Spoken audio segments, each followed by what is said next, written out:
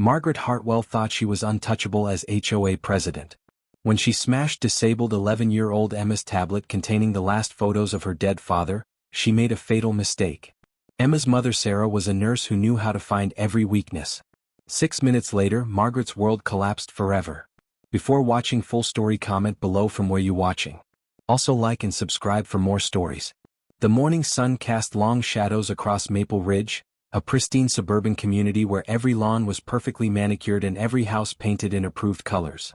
Sarah Martinez had called this place home for 8 years, raising her daughter Emma here after her husband died in a car accident when Emma was just 3 years old. Emma, now 11, was the light of Sarah's world. Born with a rare genetic condition that left her partially paralyzed on her right side, Emma had faced more challenges in her short life than most adults ever would. But she never complained. Instead, she filled their small house with laughter, spending hours on her tablet creating digital art and staying connected with her online support group of other children facing similar challenges. That tablet wasn't just a device to Emma, it was her lifeline to a world where her disability didn't define her. It contained years of her artwork, photos of her late father, messages from friends, and most importantly, the communication app that helped her express herself when her speech became difficult during stressful moments. Margaret Hartwell had been the HOA president of Maple Ridge for 12 years. At 62, she ruled the community with an iron fist, enforcing every rule with ruthless precision. Her perfectly styled gray hair and designer suits masked a heart that had grown cold over the years. She lived alone in the largest house on the block, her own children having moved across the country to escape her controlling nature. Margaret had always viewed Sarah's family as a problem. Their small income meant they couldn't afford the same landscaping as their neighbors. Emma's medical equipment sometimes cluttered their front porch. Most irritating to Margaret was the wheelchair ramp Sarah had installed, with proper permits, that she felt lowered the aesthetic appeal of the neighborhood. The conflict began on a Tuesday morning in October. Emma was sitting on her front steps, wrapped in a soft pink blanket, working on a digital painting of her father. She was preparing it as a surprise for Sarah's birthday next week.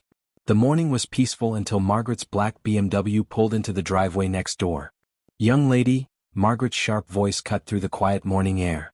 "You cannot sit there with that device. This is a residential area, not an internet cafe." Emma looked up, confused. Her speech therapist had taught her to speak slowly and clearly, but stress made words harder to form. I'm just drawing, Mrs. Hartwell. On my own steps." Margaret's eyes narrowed. She had been looking for any excuse to target the Martinez family, and this seemed perfect. According to HOA Regulation 47B, no commercial activities are permitted on front-facing property areas. That includes using electronic devices for business purposes. "But I'm not doing business," Emma said softly, her words slightly slurred from the stress. "I'm making a picture for Mommy's birthday." "Don't lie to me, child. I can see you're on some kind of network. Probably selling things online or running some kind of illegal operation." Margaret's voice grew louder, attracting the attention of neighbors who began gathering at their windows. Sarah heard the commotion from inside where she was getting ready for work. She rushed out, still in her nursing scrubs, to find Margaret towering over her daughter. "Mrs. Hartwell, please. Emma isn't doing anything wrong. She's just using her art app." Margaret's face reddened. "Ms. Martinez, your daughter was clearly conducting business on association property. As HOA president, I have the authority to confiscate any materials used in violation of our regulations." "You can't be serious," Sarah said, her voice shaking with disbelief. "She's an 11-year-old child with disabilities, sitting on her own front steps, drawing pictures." "Disabilities are not an excuse to break community rules," Margaret snapped. "Now hand over that device immediately, or I'll be forced to issue a formal violation notice and fine." Emma clutched her tablet closer to her chest. Her breathing became rapid and shallow, the beginning of one of her anxiety episodes. Please don't take it," she whispered, tears forming in her eyes. It has Daddy's pictures." Margaret's expression didn't soften. If anything, she seemed energized by the child's distress. "Rules are rules. I'm taking this device as evidence of violation. You can appeal to the board if you think I'm wrong." "Mrs. Hartwell, please," Sarah begged, kneeling beside Emma and wrapping her arms around her daughter. "That tablet contains irreplaceable memories. Her father died when she was little. Those photos and videos are all she has left of him." "Should have thought about that before breaking the rules," Margaret said coldly. She reached out and grabbed the tablet from Emma's trembling hands. No. Emma cried out, her voice cracking. She tried to hold onto the device, but her partial paralysis made her grip weak. Daddy's pictures. Please. Margaret yanked the tablet away with such force that Emma fell backward against the concrete steps. The tablet slipped from Margaret's hands and crashed onto the pavement, the screen shattering into a spider web of broken glass. The sound seemed to echo through the entire neighborhood. Emma's heartbroken wail pierced the morning air as she stared at the remains of her most precious possession. Years of artwork, memories of her father, photos they had taken together, all seemingly destroyed in an instant. Sarah felt something break inside her chest as she watched her daughter collapse into sobs. Emma's words became completely incomprehensible as her stress response kicked in, her body shaking as she reached for the broken pieces of her tablet. "Look what you've done," Sarah whispered, her voice barely audible. Then louder, "Look what you've done." Margaret adjusted her purse strap and shrugged. "Maybe next time you'll teach your daughter to follow the rules. I'll be filing a formal complaint about this incident." She turned on her heel and walked away, leaving Sarah kneeling on the concrete, holding her sobbing daughter as neighbors watched in stunned silence. Sarah gently picked up the broken tablet, her heart breaking as she saw Emma's artwork scattered across the cracked screen, including the half-finished portrait of her father. Emma's sobs were so intense that Sarah worried she might hyperventilate. "Shh, baby girl, it's okay. We'll fix it. Mommy will fix it somehow," Sarah whispered, though she knew her words were hollow. On her nurse's salary, she couldn't afford a new tablet, and even if she could, the memories stored on this one were gone forever. As they sat there on the steps, Sarah felt a rage building inside her unlike anything she had ever experienced. This wasn't just about a broken device. This was about a cruel woman who had deliberately hurt a disabled child, destroyed irreplaceable memories, and shown not 1 ounce of remorse. Sarah helped Emma inside and called in sick to work. She spent the day holding her daughter, who cycled through periods of inconsolable crying and frightening silence. Emma kept asking in her halting speech, Can you bring Daddy's pictures back?" Each time, Sarah had to tell her no, and each time she watched her daughter's heart break a little more. That evening, after Emma finally fell asleep from exhaustion, Sarah sat at her kitchen table staring at the broken tablet. Her hands shook with anger and grief. She had tried so hard to give Emma a normal, happy life despite all their challenges. They followed every rule, paid every fee, never caused trouble for anyone. And Margaret had destroyed something precious simply because she could. Sarah picked up her laptop and began typing.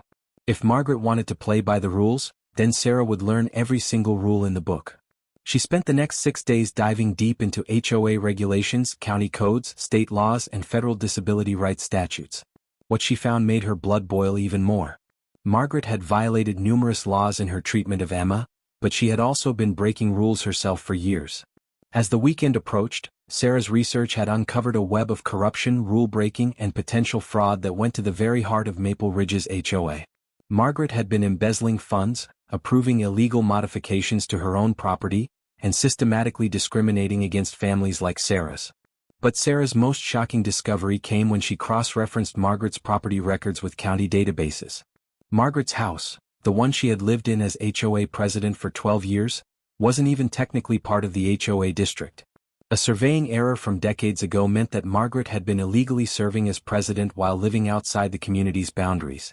More importantly, Sarah discovered that Margaret had been using HOA funds to pay for her own property improvements, including a $50,000 pool installation that was never approved by the board.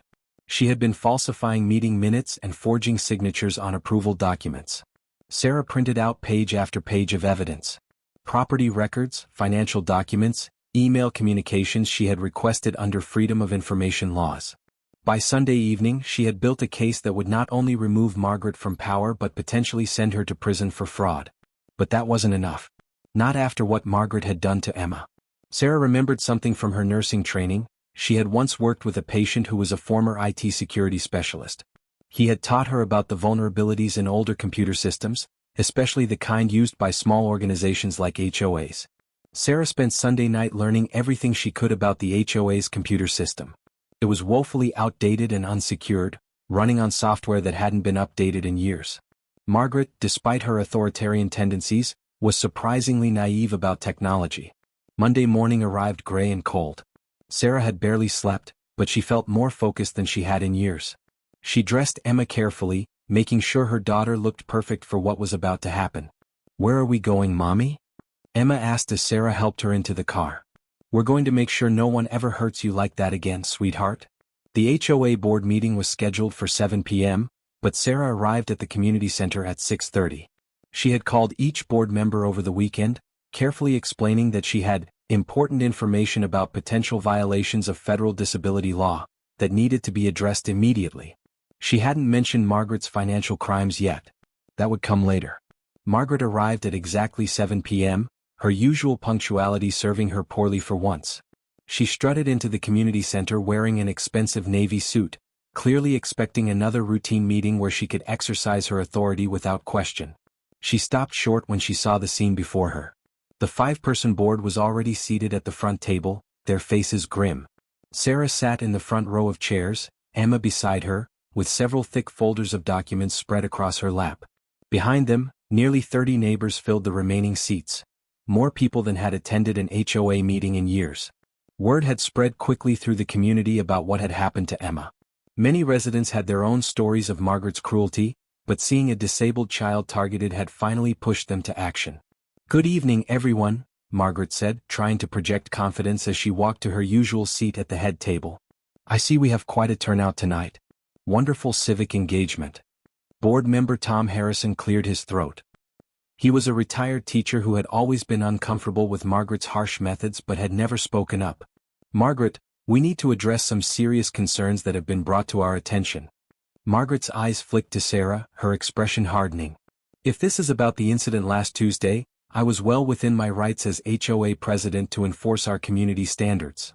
Sarah stood up slowly, Emma's small hand clasped in hers. "Actually, Mrs. Hartwell, you weren't within your rights. In fact, you violated several federal laws when you targeted my daughter." She opened her first folder and began reading from a printed document. The Fair Housing Act prohibits discrimination against individuals with disabilities. The Americans with Disabilities Act requires reasonable accommodations for disabled individuals. And the Civil Rights Act makes it illegal to use a position of authority to intimidate or harass someone based on their protected status. Margaret's face flushed red. That child was breaking HOA rules? Emma was sitting on her own front steps, using a medical device prescribed by her doctors to help manage her disability. Sarah interrupted, her voice steady and strong. "There is no HOA rule that prohibits children from using tablets on their own property. You made that up." Murmurs rippled through the crowd. Several neighbors nodded. They had all seen Margaret make up rules before when it suited her purposes. Sarah continued, "But your violation of my daughter's civil rights is actually the least serious crime you've committed." She opened her second folder, this one much thicker. "Over the past 12 years as HOA president, you have embezzled approximately $127,000 in community funds. You have approved illegal modifications to your own property while denying similar requests from other residents. And most importantly, you have been serving as president illegally for over a decade." The room erupted in shocked whispers. Margaret's face went pale. That's completely false. I demand to see your so-called evidence." Sarah smiled grimly and began distributing copies of documents to each board member. "Property records showing that your house falls outside the HOA boundary. Bank records showing HOA funds diverted to your personal accounts. Photographs of unpermitted modifications to your property, including the pool you installed using community money." As the board members flipped through the documents, their expressions grew more and more shocked. Tom Harrison's face was red with anger. "Margaret, is this true? Have you been stealing from us?" Margaret stood up abruptly, her chair scraping loudly against the floor. "I don't have to listen to these ridiculous accusations. This meeting is adjourned." "Actually," Sarah said quietly, "you don't have the authority to adjourn this meeting. You see, I filed a formal complaint with the county this morning. As of 4 p.m. today, you are suspended from all HOA duties pending a criminal investigation." She held up an official-looking document. "This is a temporary restraining order preventing you from accessing any HOA funds, properties, or systems until the investigation is complete." Margaret's composure finally cracked. "You can't do this to me. I built this community. I've given 12 years of my life to making this place perfect. You've given 12 years to making yourself rich and powerful at everyone else's expense," Sarah replied. "But that ends now." Margaret gathered her purse and stormed toward the door, but Sarah wasn't finished. "Oh, Mrs. Hartwell," she called out sweetly. "There's one more thing. Margaret stopped and turned around, her face twisted with rage. Sarah pulled out her phone and opened an app. You know, Emma may have lost all her precious memories when you destroyed her tablet. But fortunately, everything was backed up to the cloud. She held up the phone, showing Emma's artwork displayed perfectly on the screen. Emma gasped with joy, her face lighting up for the first time since the incident. But more importantly, Sarah continued, that tablet had security cameras apps that automatically uploaded footage to online storage, including footage from last Tuesday morning. She tapped the phone screen, and suddenly Margaret's voice filled the room from the speakers. Disabilities are not an excuse to break community rules. Now hand over that device immediately, or I'll be forced to issue a formal violation notice and fine. The recorded Margaret continued, should have thought about that before breaking the rules. The room was completely silent as they listened to Emma's heartbroken cries and Margaret's callous responses. Several neighbors were openly weeping as they heard the child begging for her father's pictures. When the recording ended, Margaret stood frozen in the doorway, her face ashen. That recording has been forwarded to the police, the district attorney's office, and the local news stations, Sarah said calmly. I imagine it will be quite popular on social media as well. Margaret's mouth opened and closed silently, like a fish gasping for air. But the best part, Sarah continued, is what happened after I filed all those complaints this morning. You see, when the county investigated your illegal property status, they discovered something interesting about your house. She opened her final folder. Your property taxes. You've been claiming a disability exemption for 12 years, telling the county that you have mobility issues that require accommodations. That's how you qualified for the reduced tax rate on your illegally large house. Margaret's face went completely white. But there's no record of any disability. No doctor's notes, no medical evidence, nothing. Which means you've been committing tax fraud on top of everything else.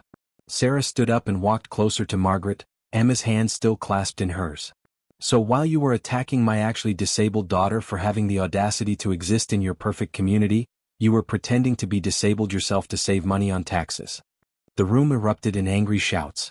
Neighbors who had watched Margaret torment their families for years finally understood the scope of her corruption. Margaret turned and ran from the building, her expensive heels clicking rapidly across the parking lot. But Sarah wasn't done yet. She pulled out her laptop and connected it to the community center's projector system. There's one more thing I'd like to show everyone.